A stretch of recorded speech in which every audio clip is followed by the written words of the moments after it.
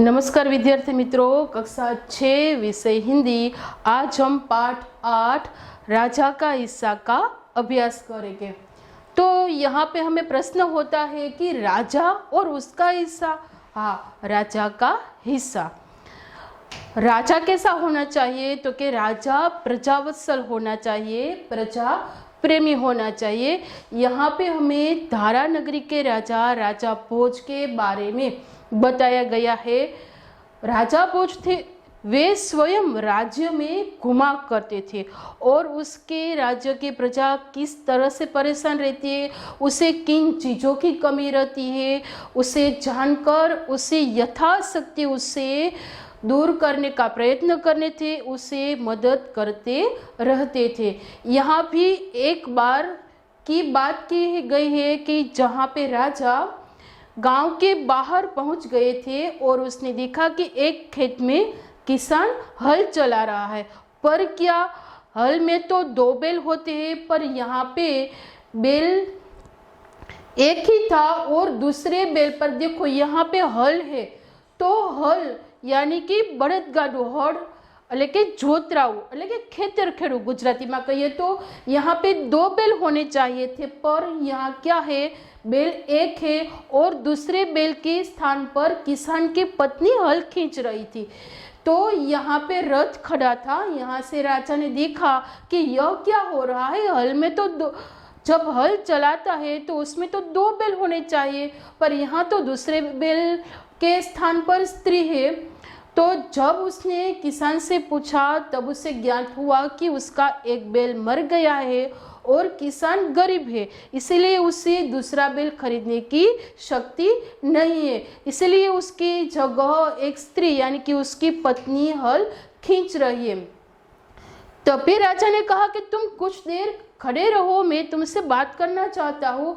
किसान ने कहा तुम्हें जो भी कहना है मेरे साथ साथ चलते चलते कहो। किसान के काम के प्रति लगाव देखकर राजा बहुत खुश हुआ और उसने कहा कोई बात नहीं, वहाँ पे रथ है, तुम्हारी पत्नी को वहाँ भेजो, वे बैल ले आएगी।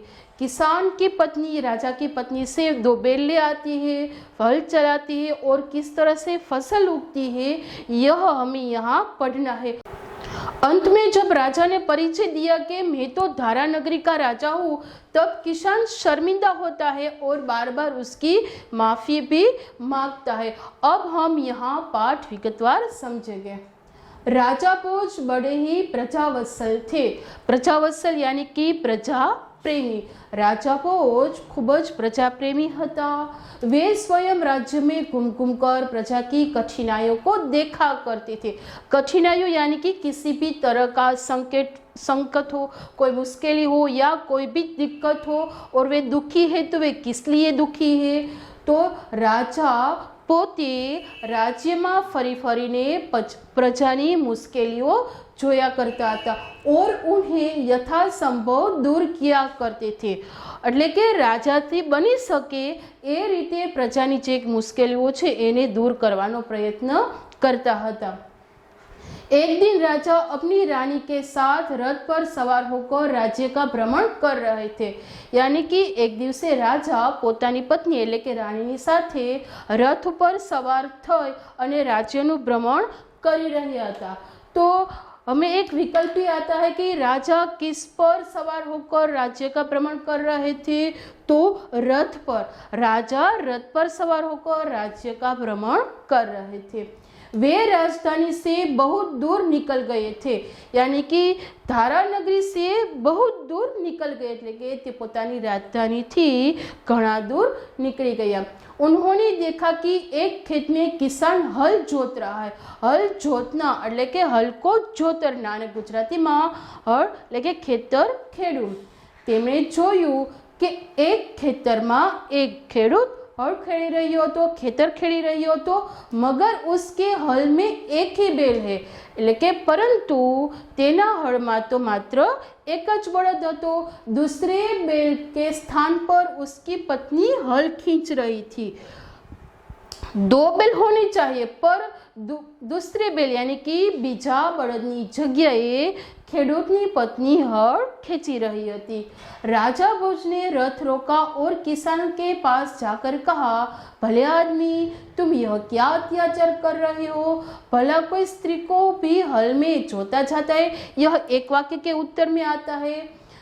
એટલે અહીંયા રાજાએ આ રીતે સ્ત્રીને ખેતર ખેડતા જોઈ અને રાજા છે એક ખેડૂતને કહે છે કે ભાઈ તું તારું થોડીવાર હળ રોકી રાખ અને કહે છે કે ભલા માણસ તું આ કેવો અત્યાચાર કરી રહ્યો છો, કાંઈ સ્ત્રીને આ રીતે હળમાં જોતરાતી હશે।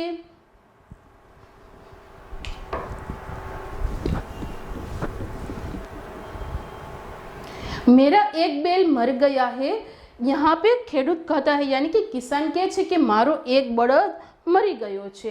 दूसरा बैल खरीदने के लिए मेरे पास धन नहीं है। किसान बहुत गरीब था इसलिए वह कहता है कि मेरे पास दूसरा बैल खरीदने के लिए पैसे नहीं है। એટલે ગુજરાતીમાં મારી પાસે નવો બળદ ખરીદવા માટે પૈસા નથી। अगर खेत न जोता तो मैं खाऊंगा क्या। यहाँ पे किसान राजा से प्रश्न करता है कि खेत न जोता એટલે કે જો ખેતર ન ખેડાણું તો હું ખાઈશ શું। कहकर किसान पुनः अपने कार्य में लग गया। એટલે કે આવું કહીને કિસાન પોતાના કામમાં લાગી જાય છે। જો વિદ્યાર્થી મિત્રો અહીંયા ખેતર ખેડાય તો જ ગમે ધાન્યની આપણે વાવણી કરીએ છીએ એટલે કે વાવીએ છીએ અને પછી એ ફસલ ઉગે અને એમાં ધાન્ય બેસે અને પછી એ બજારમાં વેચવા માટે જાય અને કિસાનના ઘરમાં પૈસા આવે છે। એટલે કિસાન કહે છે કે જો ખેતર ન ખેડાય તો હું કઈ રીતે વાવીશ અને જો એ ધાન્ય ન ઉગે તો હું ખાઈશ શું। અને આમ કહી અને કિસાન છે ફરીથી પોતાના કામમાં લાગી જાય છે। उसे क्या पता था कि उससे बात करने वाला कौन है। अभी तक ખેડૂત को पता नहीं था यानी कि ખેડૂતને ખબર ન હતી કે એની હારે જે આ વાત કરે છે એ કોણ છે। રાજાને કહા, અરે ભાઈ જરા સુનો। હવે અહીંયા રાજા છે એ ખેડૂતને પાછો ઊભો રાખવાની કોશિશ કરે છે અને રાજા કહે છે કે અરે ભાઈ તું સહેજ સાંભળ તો ખરી। जो कहना है मेरे साथ चलते चलते कहो, मेरा काम क्यों रोकते हो। किसान ने कहा यानी कि जब वो राजा ने कहा कि तुम थोड़ी देर के लिए यहाँ पे रुको तो किसान यानी कि ખેડૂત કહે છે કે તારે જે પણ કંઈ કહેવું હોય ને મારી સાથે ચાલતો ચાલતો કે મને મારું કામ રોકવું પસંદ નથી। राजा खुद उसके साथ साथ चलने लगा। હવે અહીંયા જેવી રીતે હળ ખેડાય છે એટલે કે એક સાઈડ બળદ છે અને એક સાઈડ કિસાનની પત્ની છે અને ખેતર ખેડાઈ રહ્યું છે ત્યારે રાજા છે એની સાથે સાથે ચાલે છે અને ખેડૂતની જોડે વાતો કરતા જાય છે। अपने काम के प्रति किसान की लगन देखकर राजा बहुत प्रभावित हुए। किसान એટલે કે ખેડૂતને પોતાના કામ પ્રત્યે કેટલી લગન છે કેટલી લાગણી છે એ જોઈને રાજા પોતે ખૂબ જ પ્રભાવિત થઈ ગયા। वह बोले, भले आदमी इस प्रकार तो तुम्हारी पत्नी थक जाएगी और थकावट की वजह से दूसरा कार्य भी नहीं कर सकेंगी। स्त्री की बात की गई है। स्त्री को खेत का काम भी करना पड़ता है और घर का सभी काम, बच्चों की संभाल। तो यहाँ पे राजा कहता है कि भला मानस આ રીતે તો તારી પત્ની થાકી જશે અને થકાવટની કારણે બીજા કોઈ પણ કામ કરી શકશે નહીં। રાજા અહીં આવું કિસાનને એટલે કે ખેડૂતને કહે છે। કિસાન બોલા, તો फिर तुम ही बताओ मैं क्या करूँ। અહીંયા ખેડૂત છે એ રાજાને સવાલ કરે છે કે હવે તું બતાવ તો હવે હું શું કરું। જો મારી પત્નીને હું અહીંયા હળમાં ન જોતરું તો તું કે હવે હું કરું। राजा ने कहा तुम मेरे साथ चलो। यहाँ पे राजा सबसे पहले किसको कहते हैं, किसान को। किसान को कहते हैं कि तुम मेरे साथ चलो। अरे राजा कहे छे कि भाई तुम्हारी साथे आओ, मैं अपना एक बैल तुम्हें दे देता हूँ। यहाँ पे राजा ने कितने बैल देने की बात की थी, एक बैल की बात की थी। कहे छे कि तुम्हारी साथे हाल हूँ तने मारो एक बળદ आपी दूँ, मगर इतनी देर मुझे काम रोकना पड़ेगा, तुम ही बैल ला दो। किसान बोला। एक तो मुफ्त में राजा उसे बैल देता है और कहता है कि जाओ मेरे साथ चलो, मैं तुम्हें बैल देता हूँ, पर किसान कहता है कि मुझे इतनी देर काम को यहाँ पे रोकना पड़ेगा, ऐसा करो कि तुम ही जाओ और बेल मुझे ला दो। એટલે કિસાન કહે છે કે આટલી વખત મારે કામ રોકવું પડશે, એવું કર કે તું જા અને મને બળદ લઈ આવી દે। अच्छा ऐसा करो तुम अपनी पत्नी को भी रथ के पास भेज दो। એટલે રાજા કહે છે કે ભાઈ સારું, હવે તું એમ કર, તારી પત્નીને તું રથની પાસે મોકલી દે, वह मेरी पत्नी से बेल ले आएगी। એટલે કે તે મારી પત્ની પાસેથી બળદ લઈ આવશે। तब तक मैं तुम्हारे हल में जोतूंगा, तब तक मैं तुम्हारे हल में, यानी कि कौन? राजा स्वयं स्त्री की जगह हल जोतता है। એટલે કે છે કે ત્યાં સુધી હું તારું હળદ એટલે કે બળદગાડામાં જોતરાઈશ, એવું રાજા કહે છે। किसान की इस बात पर राजी हो गया, એટલે કે કિસાન છે આ વાત ઉપર खुश થઈ ગયો, राजी થઈ ગયો। राजा भोज हल में जुट गई और किसान की पत्नी रथ के पास चली गई। હવે રાજા હળમાં જોતરાઈ જાય છે અને કિસાન એટલે કે ખેડૂતની પત્ની રથની પાસે ચાલી જાય છે। उसने रानी को सारी बात बता दी। वे जो राजा और खेडूत यानी कि किसान के बीच जो सारी बातचीत हुई थी, वे किसान की पत्नी रानी को सारी बात बता देती है। रानी ने पूरी बात सुनकर कहा, तुम्हारा बेल तो कमजोर होगा। હવે રાજા કરતા રાણી અહીંયા વધુ દયાળુ છે, એટલે રાજાએ દયાળુ છે પણ રાજાએ તો કેટલા બેલની વાત કરી હતી? એક જ બળદની। તો રાણી શું કહે છે અહીંયા કે તું એમ કર કે તારો બળદ તો કમજોર હશે એટલે કે નબળો હશે, वह हमारे बेल का साथ नहीं दे सकेगा क्योंकि उसकी खाने पीने के तरीके और यह गरीब किसान है, इसीलिए उसका बेल तो कमजोरी होगा। तो रानी ने कहा ऐसा करो तुम दोनों ही बेल ले जाओ, इसीलिए तुम दोनों ही बेल ले जाओ। किसान की पत्नी दोनों बेल लेकर खेत पर पहुंची।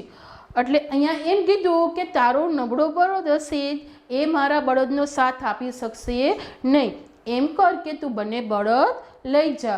હવે ખેડૂતની પત્ની બંને બળદ લઈ અને ખેતર પર પાછી ફરે છે। કિસાન બહુ પ્રસન્ન હુઆ, એટલે કે બંને બળદને લાવતા જોઈ અને કિસાન છે એટલે ખેડૂત ખૂબ જ ખુશ થાય છે। રાજા ભોજને કહા, अगर कभी कोई दिक्कत हो तो मेरे पास आना। दो बेल तो दे दिए और राजा उससे कहते हैं कि कभी कोई दिक्कत એટલે કે ક્યારેક કોઈ પણ પ્રકારની મુશ્કેલી હોય તો તું મારી પાસે આવજે। कहकर राजा भोज ने उसे अपना परिचय दिया तो किसान शर्मिंदा हुआ। दोनों बेल दे दिए, अंत में उससे परिचय देते हैं। किसान को राजा के मैं धारा नगरी का राजा हूँ। जब ऐसा किसान ने सुना तो वे बहुत शर्मिंदा होता है। क्यों शर्मिंदा होता है? क्योंकि उसने राजा के पास हल भी જોતાયા હતા, એટલે કે રાજા પાસે ખેતર પણ એને ખેડાવ્યું હતું, એટલા માટે કિસાન શરમાય છે।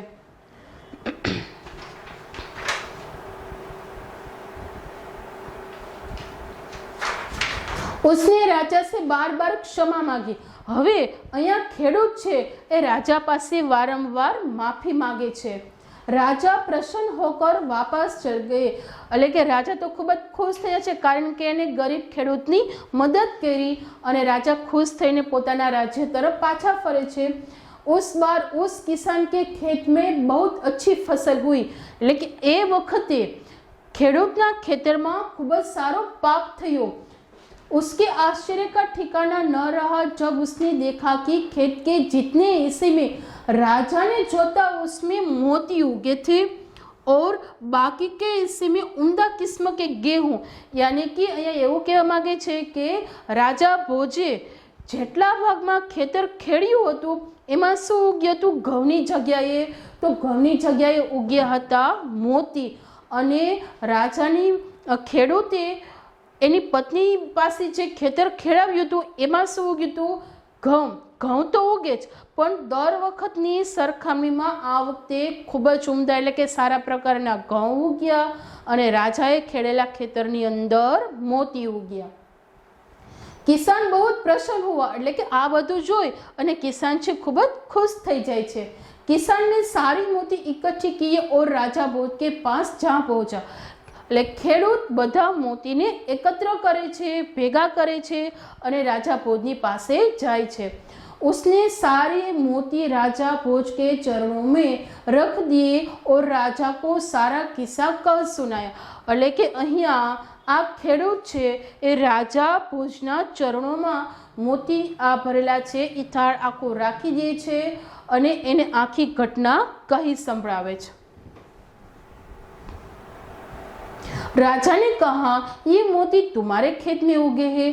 એટલે કે રાજા એમ કે છે કે આ મોતી તો તારા ખેતરમાં ઉગ્યા છે, इन पर तुम्हारा हक, એટલે કે આના ઉપર તારો અધિકાર છે, तुम इन्हें अपने अधिकार में रखो। એટલે રાજા ખેડૂતને એમ કે છે કે આ બધા મોતી તો તારા ખેતરમાં ઉગ્યા છે, એના ઉપર તારો હક છે અને તું એને તારી પાસે રાખ। नहीं महाराज, यह आपके परिश्रम का प्रताप है। એટલે ખેડૂત કહે છે કે નહીં મહારાજ, આ તમે જે મહેનત કરી છે, જે પરિશ્રમ કર્યો છે, આ એનો જ પ્રતાપ છે। इसलिए मैं इन्हें नहीं ले जाऊंगा, એટલા માટે હું આ મોતીને ઘરે પાછો લઈ જઈશ નહીં। मेरी प्रार्थना है कि आप इन्हें राजकोष में जमा कर ले। किसान ने कहाँ जमा करने की बात की थी? राजकोष यानी कि राज्यना खजाना में, और गरीबों की भलाई के लिए काम में ले। એટલે ખેડૂત કહે છે કે મારી તમને પ્રાર્થના છે, મારી તમને વિનંતી છે કે આને તમે રાજના ખજાનામાં જમા કરી લ્યો અને ગરીબ પ્રજાની ભલાઈ માટે એને કામમાં લ્યો। કિસાનને प्रार्थना के किसान अभी प्रार्थना करे छे। किसान की बात सुनकर राजा बहुत प्रसन्न हुए और उन्होंने मोती स्वीकार कर लिए। એટલે કે કિસાનની વાત સાંભળી અને રાજા ભોજ છે એ ખૂબ જ ખુશ થઈ જાય છે અને આ બધા મોતી પોતે સ્વીકારી અને ગરીબ પ્રજાની ભલાઈ માટે વાપરે છે। यहाँ राजा का हिस्सा यानी कि कौन से हिस्से की बात की गई थी? तो कि किसान के खेत में जितने हिस्से में राजा ने हल जोता था उसमें जो मोती की फसल हुई थी, गरीब किसान ने सारे मोती एकत्र करके राजा भोज को गरीब प्रजा की भलाई के लिए दिए थे। इसकी बात यहाँ पे की गई थी। शब्दार्थ, यह सारे शब्दार्थ आपको अपनी कॉपी में लिखने हैं। प्रजावत्सल, प्रजा प्रेमी, स्वयं यानी खुद, यथासंभव એટલે કે जो संभव हो, भ्रमण यानी घूमना, अत्याचार यानी कि जुल्म, पुनः यानी कि फिर से या दोबारा, थकावट यानी कि थकना, कमजोर यानी कि निर्बल या तो अशक्त, दिक्कत यानी बाधा या परेशानी, उम्दा किस्म यानी कि उत्तम प्रकार। अब अभ्यास आता है। यह अभ्यास आपको अपनी कॉपी में लिखना है।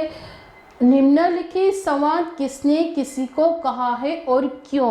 तो यहाँ पे ये कथन है, એટલે કે કોણ બોલે છે અને કોને કહે છે એ આપણે લખવાના છે। और क्यों आपको परीक्षा में ऐसा ही पूछा जाता है, कथन किसने किससे कहे, એટલે કે કોણ બોલે છે અને કોને કહે છે। भला आदमी, तुम यह क्या अत्याचार कर रहे हो? भला कहीं स्त्री को भी हल में जोता जाता है? यह किसने कहा था? राजा भोज ने। और किसको? तो कि किसान को। क्यों कहा था? तो कि जब उसने उसकी पत्नी को हल में जोता हुआ देखा तभी उसने कहा था। जो कहना है मेरे साथ साथ चलते चलते कहो, मेरा काम क्यों रोक रहे हो? तो यह किसान कहता है राजा भोज से। क्यों कहता है? क्योंकि जब राजा ने उसकी बात सुनने के लिए कहा था तब। भले आदमी, इस प्रकार तो तुम्हारी पत्नी थक जाएगी और थकावट की वजह से दूसरा कार्य भी नहीं कर पाएगी। ऐसा किसने कहा था? राजा भोज ने किसान से। ये मोती तुम्हारे खेत में उगे, इन पर तुम्हारा हक है। तो यहाँ पे राजा भोज आता है और किसान को कहता है, नहीं महाराज, आप इन्हें राजकोष में जमा कर ले और गरीब प्रजा की भलाई में काम ले। यह वाक्य किसान राजा भोज को बोलता है। कब बोलता है? क्योंकि जब उसने मोती नहीं स्वीकारे तब। प्रश्न नंबर 2 पढ़िए और चर्चा कीजिए। यहाँ पे उत्तर भी दिए गए हैं। तो यहाँ पे हमने व्याकरण में भी सीखा था संयुक्ताक्षर शब्द। लड़के विद्यालय में पढ़ते थे। तो ध्या આવ્યું છે અહીંયા। तो ये ध्या शब्द किन दो शब्दों की जोड़ी से मिलते हैं? तो कि द और ध को मिलाने से ध्या बनता है, यानी कि विद्यालय। भिखारी द्वार पर खड़ा था। तो द्वार ये कौन से दो शब्दों से बनता है? तो द हलन जमा व, ये दोनों शब्दों को मिलाने से द्वा बनता है। तीसरा, यहाँ शुद्ध घी मिलता है। तो यहाँ पे ध शब्द कौन से दो शब्दों से मिलता है? तो कि द जमा ध, ये दोनों पर से ध शब्द बनता है शुद्ध। अशोक चक्र हमारा राष्ट्रीय चिन्ह है। चिन्ह, तो यहाँ पे ह और न, यह दोनों ह हलंत जमा न दोनों को मिलाने से बनता है। एक ब्राह्मण पूजा कर रहा था। ब्राह्मण, तो ह और म दोनों से ब्राह्मण बनता है। बनवीर का उद्देश्य राजगादी पाने का था। उद्देश्य द और द उद्देश्य इन दोनों के मिलाने से बनते हैं। और प्रश्न के उत्तर है, ये सारे प्रश्न के उत्तर आपको अपनी नोटबुक में लिखना है। अब स्वाध्याय है और ये सभी स्वाध्याय के प्रश्न सविस्तर है जो आपको लिखना है। प्रश्न नंबर 2, राजा भोज के बारे में 5-6 वाक्य लिखिए। किस तरह के? तो कि राजा भोज धारा नगरी के राजा थे, वे बड़े प्रजावत्सल थे, वे विद्वान और गुणीजनों का सम्मान करते थे और उनकी प्रजा भी उसका बड़ा ही आदर करती थी। इस तरह से आपको राजा भोज के बारे में 5 से 6 वाक्य लिखना है। उचित जोड़िया, यानी कि ये मुहावरे हैं, यहाँ पे उसके अर्थ दिए हैं और यह प्रश्न नंबर 4 में इन अर्थ और मुहावरे के जोड़ने से वाक्य लिखना है। किस तरह से? आंखें खुलना। आंखें खुलना तो क्या आता है? सही बात का ज्ञान होना। तो यहाँ पे नंबर 5 आता है, सही बात का ज्ञान होना। तो इस पर से वाक्य लिखना है कि चोरी हो जाने के बाद राजा की आंखें खुली। यहाँ पे हम प्रश्न नंबर 3 और 4 दोनों साथ में लेते हैं।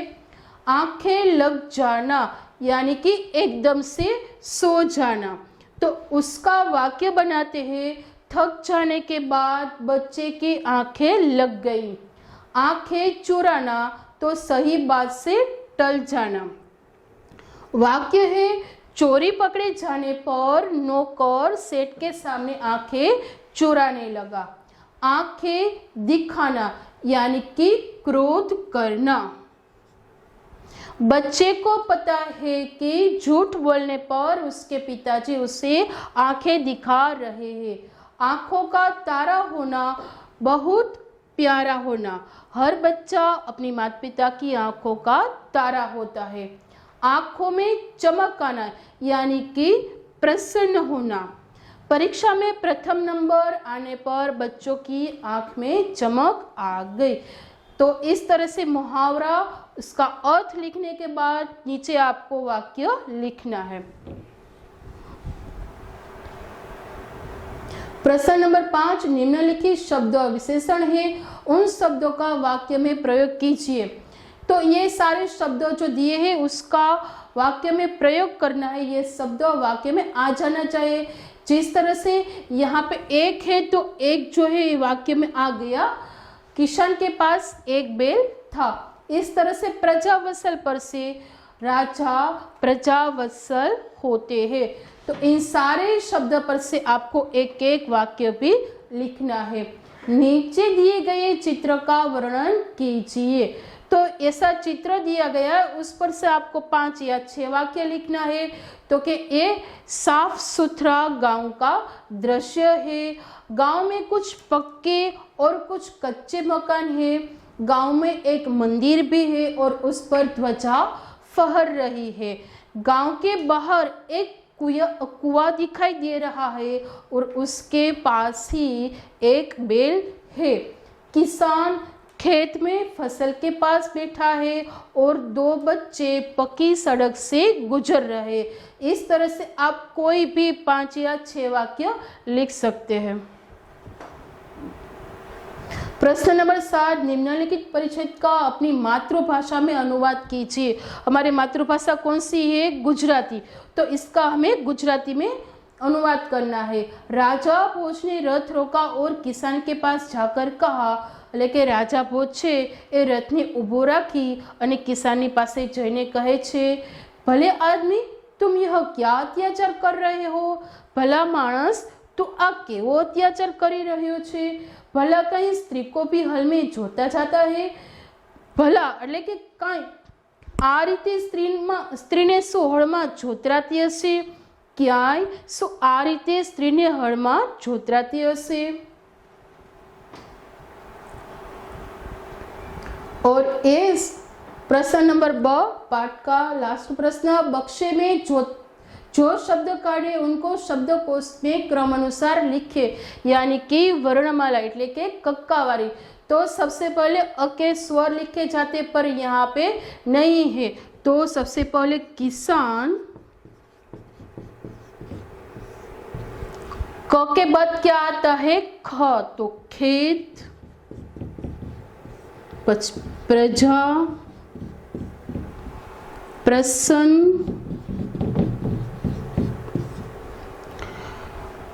प के खत्म हो जाने के बाद प पर से वर्णमाला में कौन सा शब्द आ गया है? तो फसल। फ के बाद ब आता है, तो फसल, बेल। अब राजा और स्त्री में से सबसे पहला अक्षर कौन सा है? तो र। तो राजा और स्त्री। इस तरह से यहाँ पे वर्णमाला के अनुसार शब्दकोश लिखना है। विद्यार्थी मित्रों, यहाँ पे पाठ पूर्ण होता है और आपको पुनरावर्तन 2 HW यानी कि होमवर्क में लिखना है।